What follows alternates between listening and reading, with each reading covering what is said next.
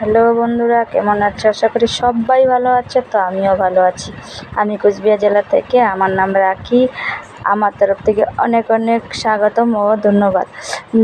কি বলবো, আজকে কোথায় যাচ্ছি সেটা তো এখন স্নান দান করে চলে এসেছি। তো স্নান করার আগে তোমাদেরকে কিছু বলিনি আর কিছু দেখা হয়নি, কারণ আমি স্নান করে তারপর থেকে শুরু করলাম আমার ব্লগটা। তো আমি কোথায় যাচ্ছি সেটা তোমাদেরকে দেখাবো। তো আমি এখন রেডি হচ্ছি, নেল পালিশ করেছি, হাতের মধ্যে দেখতেই পাচ্ছ। তো এই দেখো আমি রেডি হয়ে গেছি। তো কোথায় যাচ্ছি সেটা তোমাদেরকে দেখাবো। যাচ্ছি, দেখো টোটো দিয়ে কোথায় যাচ্ছি তোমাদেরকে দেখাচ্ছি। এখন টোটোর মধ্যে যাচ্ছি সেটা তোমাদেরকে দেখাচ্ছি। ভাবলাম যে না, যেহেতু যাচ্ছি তো তোমাদেরকে সম্পূর্ণ ভিডিওটাই দেখাই। তো দেখো, তোমরা কিন্তু দেখলে আশা করি ভালো লাগবে। তো ভিডিওটা তোমাদের সম্পূর্ণ দেখতে হবে, যে আমি কি করছি, কোথায় যাচ্ছি সেটা দেখানোর জন্য এই ভিডিওটা।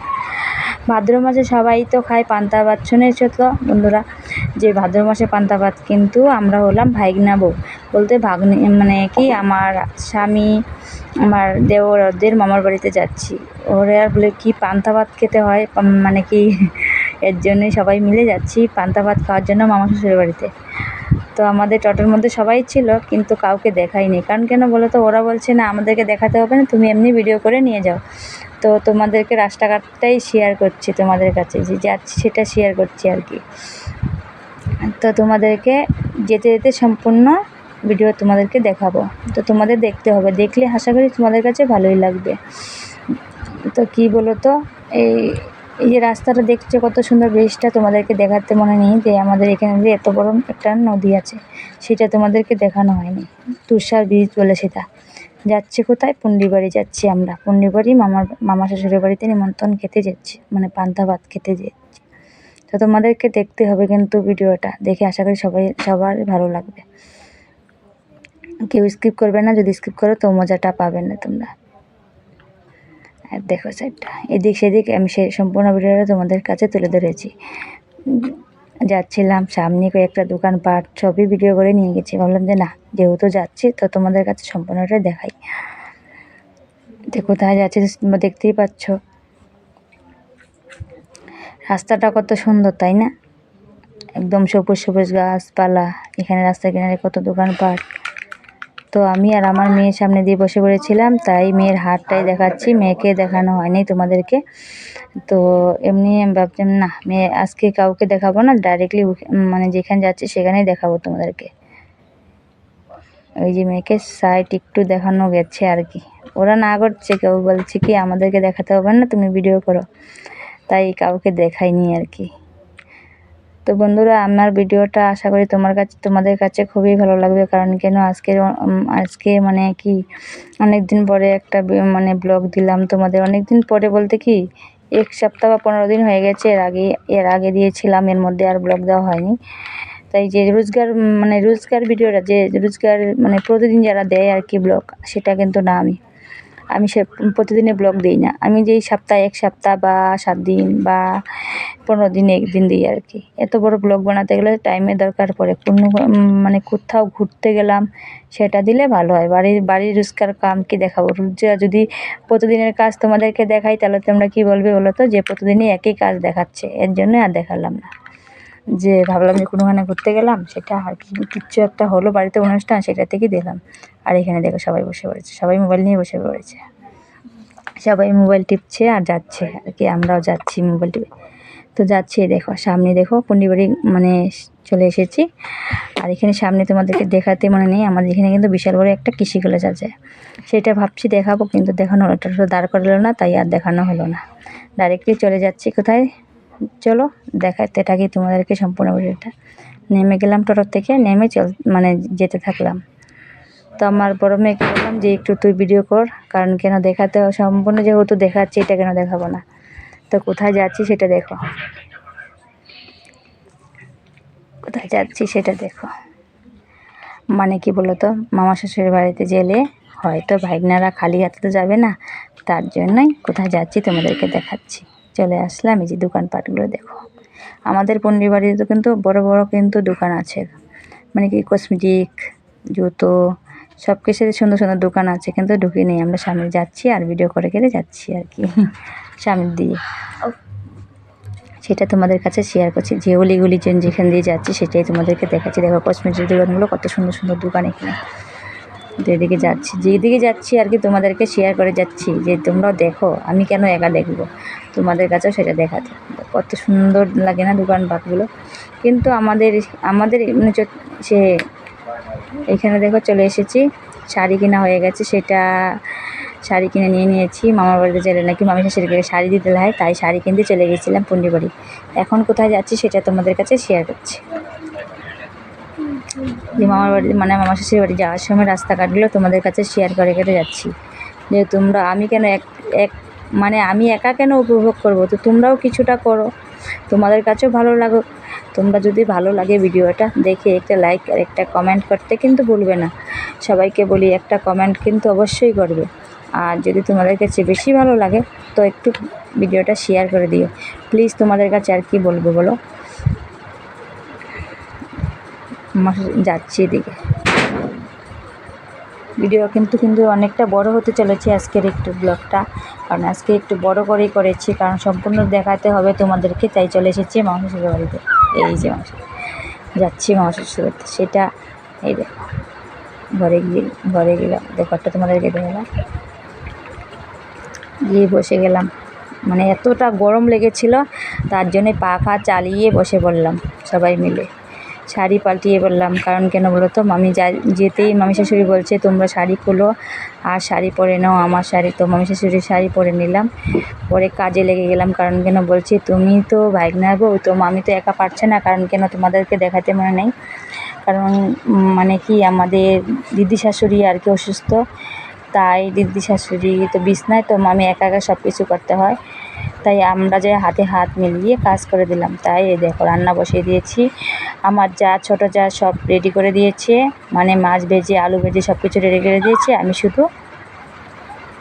আমি শুধু রান্নাটা করছি আর কি। এখানে দেখো আদা রসুন পেঁয়াজ মশলা মানে সব কিছুই রেডি হয়ে গেছে।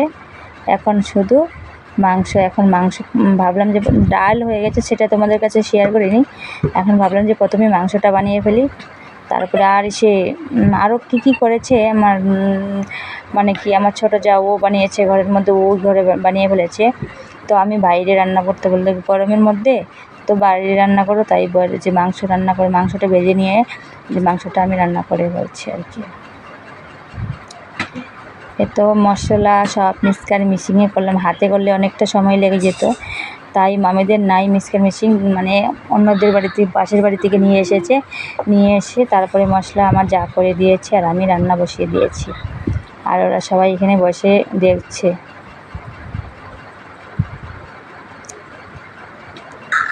আদা রসুন সব কিছু পিষে এই যে এখানে মশলাটা করে ফেলে। এখানে দেখো এখন মাংসটা দিয়ে দিব আর কি। এখানে একটু মরিচের মানে একটু জল ছিল, সেটা দিয়ে দেবে একটু, তাহলে মশলাটা একটু লালচি কালার, মানে একটু কালারটা সুন্দর হবে। কাঁচা লঙ্কার তরকারি তো বুঝতেই পারো কালার এত বেশি সুন্দর হয় না, তার জন্য একটু শুকনো লঙ্কা পিষে দিয়ে দিয়েছে কালারটা সুন্দরের জন্য আর কি। শুকনো লঙ্কা বেশি দিই নেই, কারণ কেন বাচ্চারাও খাবে, তো বেশি ঝাল করে তো লাভ নেই, তাই কম ঝালেই রান্না করেছি আর কি। গরমটা কি দিয়েছে বাপ, এত গরম দিয়েছিল। এই যে মাংসটা প্রথমে আমি ভেজে নিয়েছিলাম, আলুটাও ভেজে নিয়েছি, তারপরে এই যে মাংসটা এখন আমি মশলার মধ্যে দিয়ে দিয়েছি।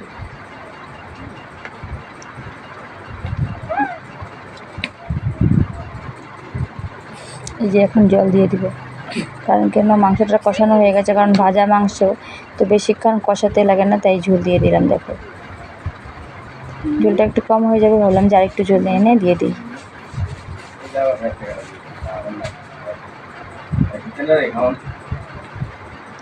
এখানে মাংস হয়ে গেছে, গরম মশলাটা দিয়ে দিলাম।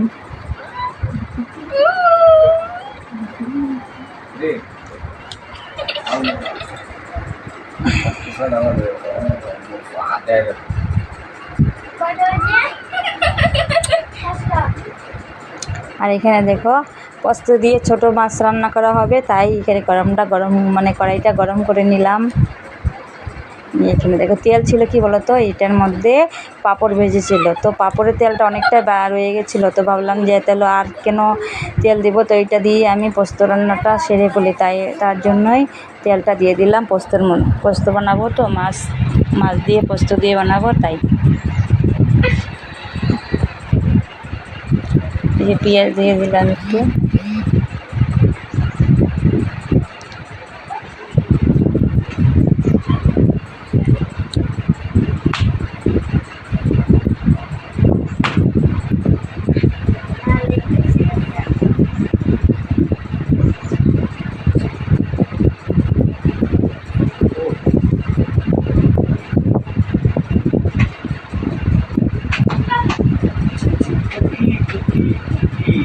পেঁয়াজটা একটু লাল হয়ে গেলে মশলাটা দিয়ে দেবো আর কি।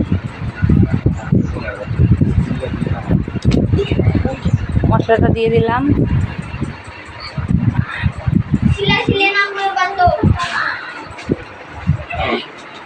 মশলাটা দিয়ে দেখো সব কিছু মশলা দেওয়া হয়ে গেল।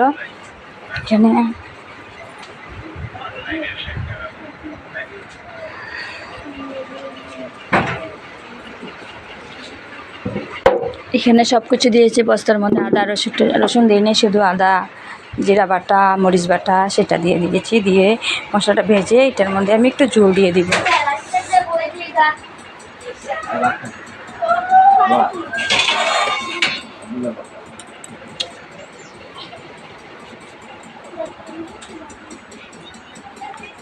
মশলাটা প্রায় কষানো হয়ে গেছে, এখন এটার মধ্যে আমি হলুদ গুঁড়া দিয়ে দেবো।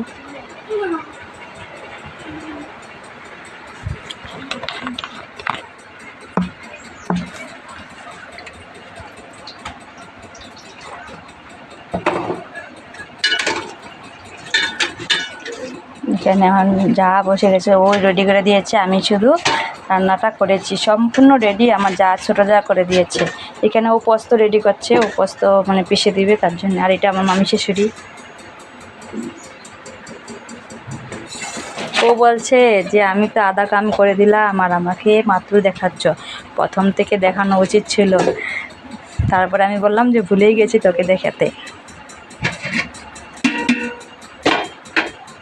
পোস্তের ঝোল দিয়ে দিলাম, দেখো এটা ফুটলে তারপরে মাছগুলি দিয়ে দিব।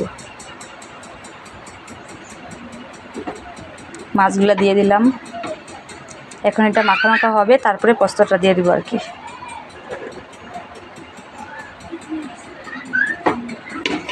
কালারটা কত সুন্দর হয়েছে না বন্ধুরা, বলো তোমরা কি বলো? তরকারির কালারটা দেখো। এখানে বসে গেল আমার দেওয়ানি, আমার দেওর, ছোটো দেওর, মেজো দেওর, সবাই বসে পড়লো খেতে। এটা আমার মামা শাশুড়ি দিচ্ছে, মানে মামির হাতে ঠান্ডা মানে কি বলে জল ভাত খেতে হয়, তাই কলা আর সে জল ভাত দিল, ওরা খেয়ে যে তরকারি দিয়ে খাচ্ছে আর প্রশংসা করছে, বলছে ভালো, বেশ ভালো হয়েছে। আর আমার দেখো ছোটো দেওরের কাণ্ড দেখো, পেট ভাসিয়ে বলছে। আর এখানে সবাই আমাদের বাড়ির যত সদস্য আছে সবাই বসে বললো খেতে, আর এখানে খাবার সবাই পরিবেশন করছে আর কি। তো দেখো আমাদের বাড়িতে এতগুলা মানুষ, তার মধ্যে কি এতগুলাকে ঘরে দেওয়া সম্ভব? তার জন্য ওরা বাড়ি